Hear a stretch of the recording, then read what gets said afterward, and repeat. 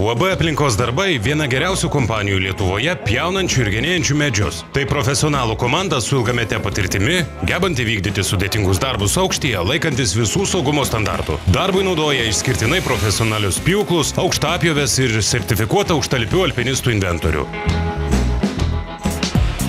Pjauti medžius kapinėse labai sudėtinga. Skirtingai nei kitose vietose, genimų šakų negalima mesti ant žemės. Tiesiog kabodamas medyje, dirbantysis turi jas surišti ir saugiai nuleisti, nes svarbu apsaugoti aplink esančius paminklus, kurie kainuoja nemažus pinigus.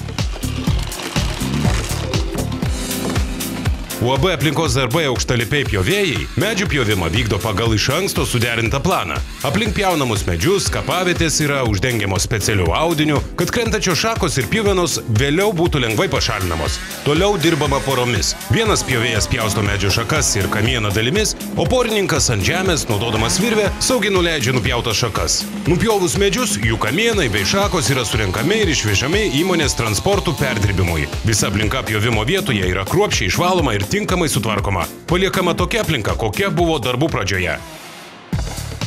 Medžių pjovimas tai vienas sudėtingiausių ir daug atsakomybės reikalaujantis darbas. Nerekomenduojama jo atlikti savarankiškai arba turint mažai patirties. Geriau prašykit pagalbos šios srities specialistų. UAB aplinkos darbai – medžių pjovimo profesionalai.